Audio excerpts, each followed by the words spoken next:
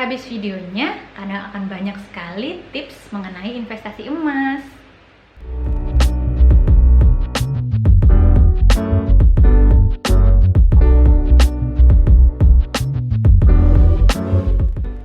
Halo teman-teman, apa kabar semua? Semoga tetap sehat dan semangat di masa pandemi ini ya. Ini kan masih tanggal muda. Gimana gajinya? Masih sisa banyak? Masih utuh nggak? Atau mungkin ada yang rajin sudah menyisihkan setiap awal bulan? Ingat ya, ikuti tips keuangan aku yang sudah aku share di video-video sebelumnya. Setiap awal bulan harus disisihkan untuk tabungan. Ngomong-ngomong soal tabungan, teman-teman ada nggak yang suka menabung dalam bentuk emas? Mungkin dalam bentuk emas batangan, perhiasan, atau tabungan digital. Atau mungkin ada teman-teman nih sesama ibu-ibu seperti aku yang suka menyisihkan sedikit untuk dibelikan perhiasan seperti itu. Sekarang kan harga emas sudah tinggi ya, sudah menyentuh 1 juta rupiah. Sebelum pandemi masih 600 ribuan kan. Mungkin teman-teman pada bertanya-tanya nih, kalau aku investasi sekarang masih menguntungkan nggak ya? Kira-kira nantinya gimana? Takutnya nanti turun atau tambah naik lagi ya. Mungkin kalian pada was-was ya, deg-degan, aduh gimana nih, mau mutusin juga bingung, mau tanya kemana. Nah jangan bingung ya, ikuti terus video ini sampai habis. Nanti aku akan kasih insight pada kalian supaya bisa memutuskan mengenai investasi emas. Pertama, kalian harus memikirkan dulu apa sih tujuannya untuk investasi emas ini, jangka pendek atau jangka panjang. Kalau misalnya jangka pendek, aku sih sarankan jangan ya. Karena apa? Investasi emas itu harus dalam jangka panjang. Nah, harga emas itu kan bisa naik turun ya. Tapi dalam jangka panjang, lebih dari 5 tahun, itu harga emas biasanya naik terus. Jadi tergantung nih sama tujuan keuangan kalian. Kalau tujuan keuangannya jangka panjang, misalnya untuk nanti pensiun, bolehlah kita investasi dalam bentuk emas asal jangka panjang. Tapi kalau dalam waktu jangka pendek, misalnya 2 tahun lagi mau bayar uang sekolah untuk anak, sebaiknya jangan dalam bentuk emas karena harganya mungkin masih fluktuatif. Nanti kalian malah kaget waktu mau jual harganya tiba-tiba turun. Untuk harga emas, kamu bisa cek grafik yang aku share setelah ini ya. Simak sampai habis. Berdasarkan data dari goldprice.org, ini ada fluktuasi harga emas rupiah per gram sejak tahun 2011 sampai dengan tahun 2020. Data ini diperoleh tanggal 30 Agustus 2020 ya, baru aja kemarin. Di sini bisa dilihat harga emas per gram tahun 2011 mulanya adalah Rp350.000. Ini naik terus ya, tapi ini kondisinya naik turun gitu grafiknya. Ini tahun 2013 sempat turun lumayan drastis, kemudian naik lagi sampai tahun 2020 puncak tertingginya ini sekitar 900 ribuan rupiah per gram. Nah, jadi di sini terlihat ya harga emas itu berfluktuasi. Kenapa sih harga emas bisa berfluktuasi naik turun? Itu dipengaruhi oleh apa? Macam-macam ya, itu bisa dipengaruhi oleh suku bunga dunia dan sebagainya. Kalian tidak perlu tahu lah yang kayak gitu-gitu ya.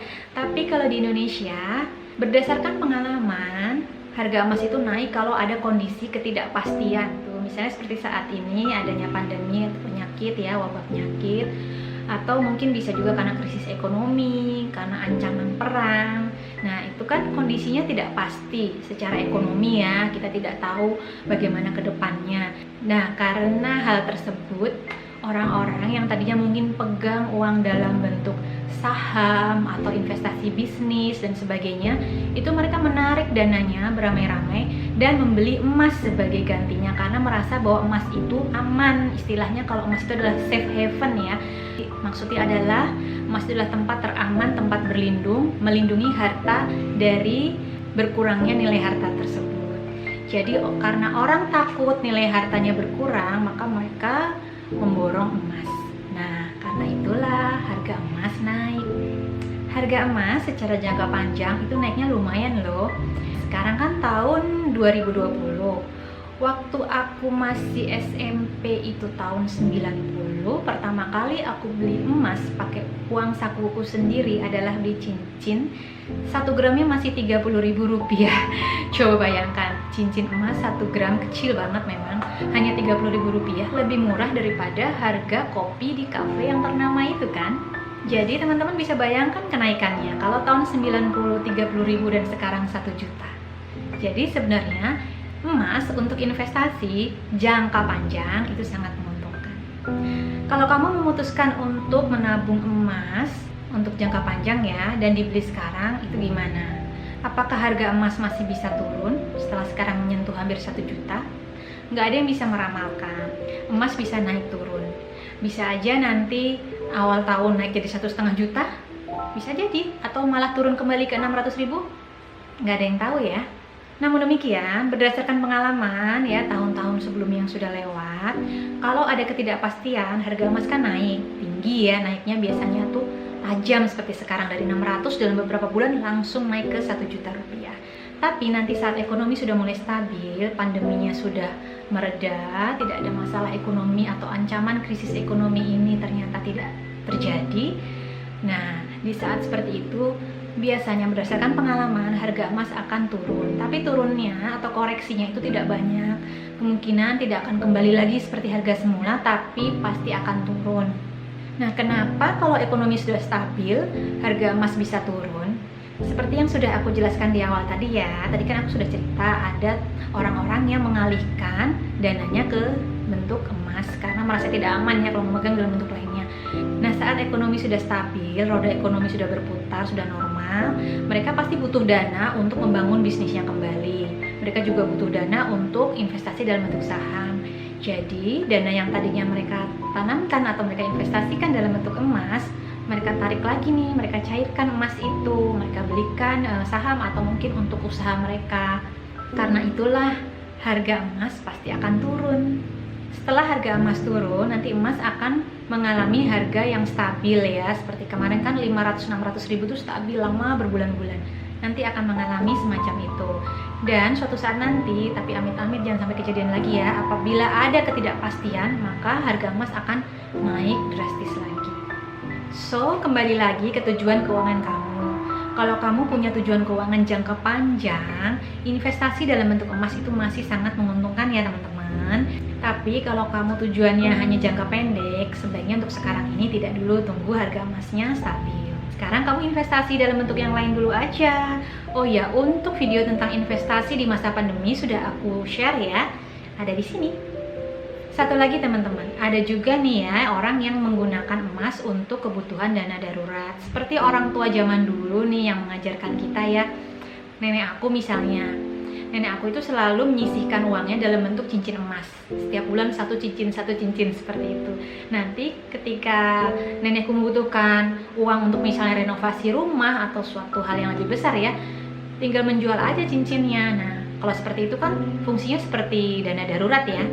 Itu bisa juga seperti itu. Untuk dana darurat juga sudah aku share videonya, bisa dari sini. Terus kalau teman-teman sudah memutuskan aku mau investasi ke emas, oke, sekarang emas dalam bentuk apa?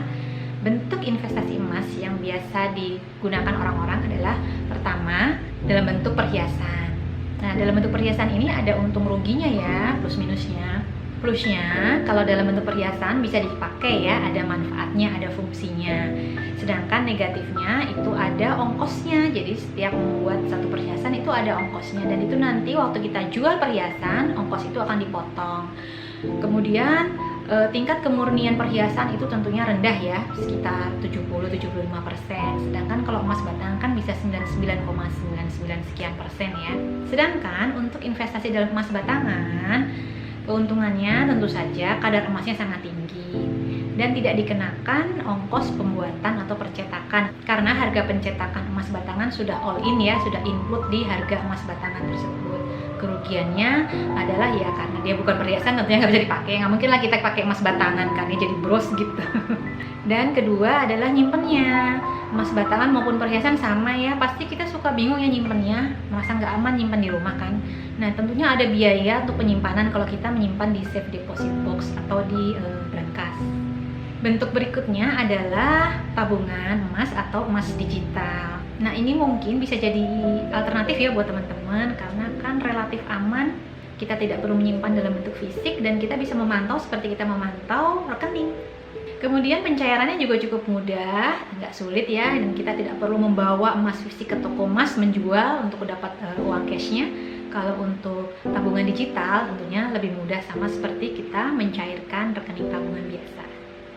Teman-teman yang udah pengalaman investasi atau menabung dalam bentuk emas, baik itu emas perhiasan, batangan, atau tabungan digital, please share ya ke aku dan ke teman-teman lainnya supaya bisa berbagi. Komen aja di bawah ya. Mungkin beberapa dari kita nggak paham yang kayak apa sih tabungan digital emas. Nah, teman-teman yang sudah pernah nabung digital, please share juga ya ke aku dan teman-teman lainnya. Bisa komen di bawah ya.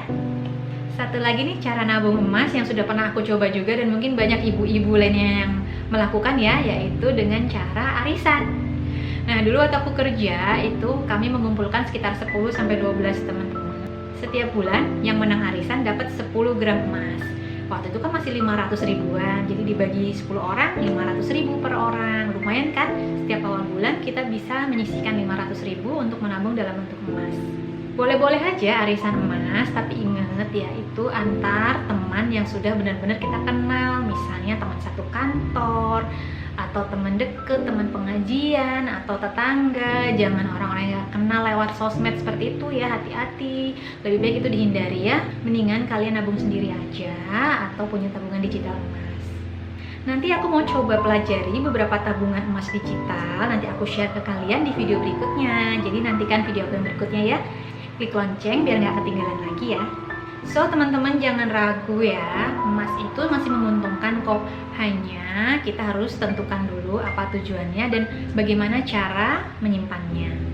Kalau ada pertanyaan lebih lanjut, komen aja di bawah ya. Dan jangan lupa share juga pengalaman kalian dalam investasi emas. Terima kasih sudah nonton videoku sampai habis. Nantikan video berikutnya. Subscribe, like, comment, and share ke sosmed dan WA grup kamu. Terima kasih, see you!